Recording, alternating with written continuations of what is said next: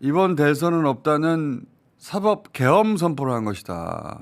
맞습니다. 그래서 우리 역사에 대문짝만하게 사법부가 선거 개입하면 다 죽음.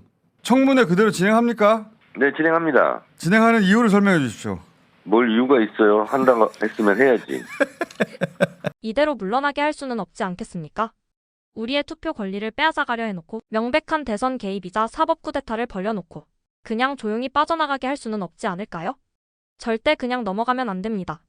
조이대 탄핵은 물론 사법개혁, 특검법 청문회를 통해 사법 쿠데타를 뿌리 뽑아야 한다고 생각합니다. 12일까지 일정 변경하라고 했는데 연휴 네. 끝나자마자 어제 바로 공판기일을 변경했어요. 그죠? 네, 그렇습니다. 어제 이재명 후보의 공직선거법 위반 사건 파기환송심 첫 공판이 5월 15일에서 6월 18일로 연기됐습니다.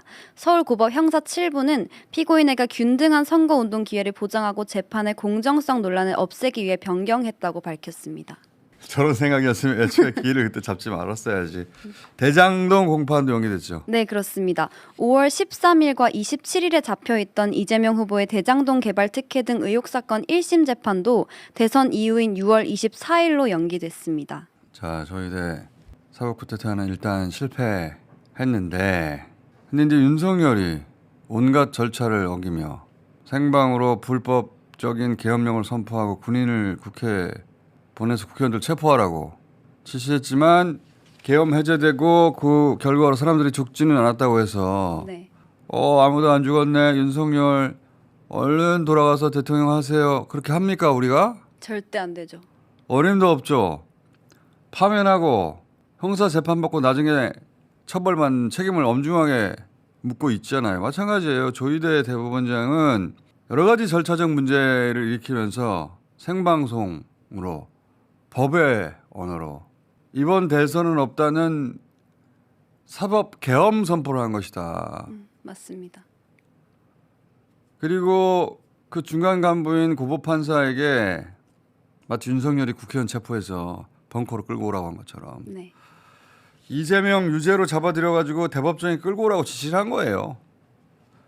그리고 그 고법의 판사는 집행관 송달이라는 헬기를 타고 출동까지는 한 거예요. 근데 출동해 보니까 아무도 없을 줄 알았는데 100만의 시민들이 스크럼을 짜고 로고 기록을 내놓으라고 내놔라. 소리 지르고 깜짝 놀랐죠. 그렇습니다. 그리고 혼비백산해가지고 뿔뿔이 흩어지면서 플랜 B 다른 후보를 찾고 지리멸렬할 줄 알았던 그래서 지지율이 폭락할 줄 알았던 그 민주당이 혹은 지지자들이 오히려 결집하고 탄핵한다고 바리케이트를 치고 그렇습니다. 대법원장 탄핵하고 대법관 탄핵하고 이 쿠데타에 동참하는 자들은 모조리 탄핵한다고 하니까 중간간부가 정신이 번쩍 든 거예요. 그래서 이재명 체포 못하겠다고 대법원장 불복종 그런 상황이다. 이게 본질적으로 윤석열의 계엄이 실패하는 과정과 똑같아요. 그런데 친위 쿠데타를 했던 윤석열은 탄핵당하고 형사법정에 섰는데 사법 쿠데타를 한 조희대 대법원장 그냥 넘어가 줍니까?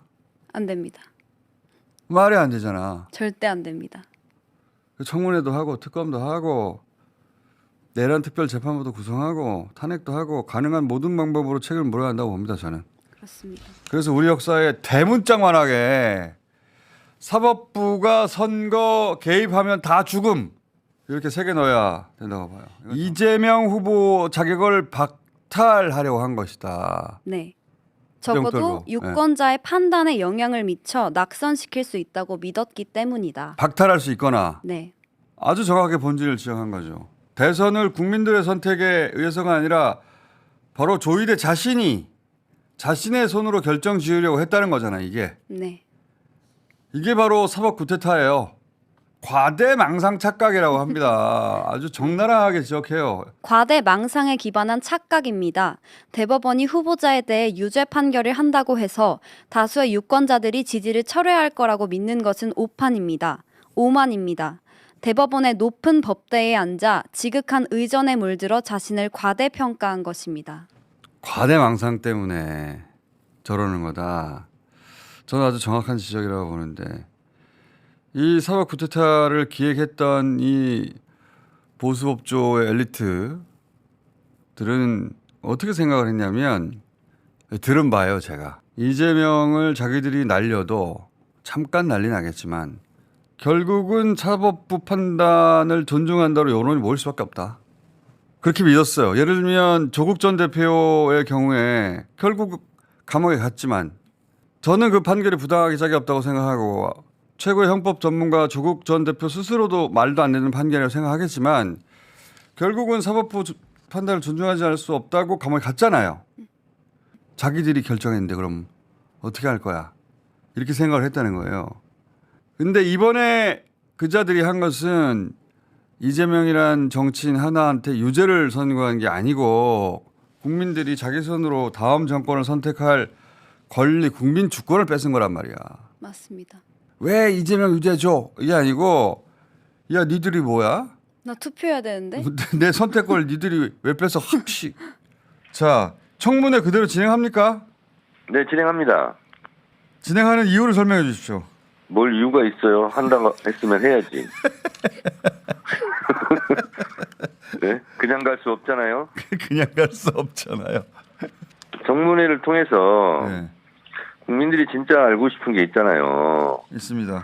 왜 하필이면 이재명만 신속재판을 통해서 네. 후보직을 박탈하려고 했는가 네. 하는 국민적 의심이 해소돼야 되잖아요. 나머지 9명 대법관들도 도대체 왜 그랬는지 궁금합니다.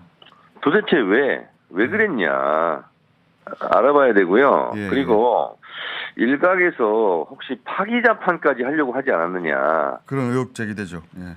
로그인 기록을 내놔라. 지금 100만 서명하지 않았습니까? 네. 그래서 실제로 재판 기록을 다 읽었느냐. 네. 근데 어제 법사위에서 법원 행정처장 답변하는 거 보니까 안 읽었을 가능성이 99.99%거든요, 지금. 그런 것 같아요. 한 사람의 운명이 걸린 문제를 이렇게 가벼이 처리할 수 있느냐. 이런 문제에 대해서 따져보고, 그리고 기왕에 지금 이렇게 불거졌으니 잘 됐다. 사법개혁하자. 청문회뿐만 아니라 오늘 조의대 특검법이 발의됩니다. 그리고 그래요? 내일 법사위를 또 엽니다. 내일. 그러니까 청문회에서 그칠 생각이 없고 특검까지 네. 갈 것이다. 조의대 특검법이 발의되고요. 예. 그리고 내일 법사위에서 처리할 예정입니다. 그러니까 당신들 뜻대로 되지는 않는다. 예. 그냥 갈 수는 없잖아. 한 일에 대해서 정확하게 물을 건 묻고 또 벌할 건 벌하고 이렇게 해야 다시는 이런 사법 쿠데타 같은 이런 것을 다른 판사들이 꿈꾸지 못하지 않을까 그렇게 생각합니다. 네, 사법부의 정치적 중립성에 대한 해명할 수 없는 의심에 대하여 대법원장은 책임져야 합니다. 사과하고 사퇴해야 합니다. 저도 사퇴해야 된다고 보는데 사퇴 안 하면 저는 탄핵해야 된다고 생각하거든요. 맞습니다. 예. 정치권에서는 당연히 여러 가지를 고려해야 되니까 여론이 어떻게 흐르는지를 지켜보겠지만 저는 탄핵해야 된다고 봅니다. 탄핵. 저도요. 네. 자, 저는 사퇴 못하게 해야 된다고 봐요. 사퇴 못하고 사퇴 못하게 하고 탄핵시켜야 된다고 탄핵으로. 봅니다.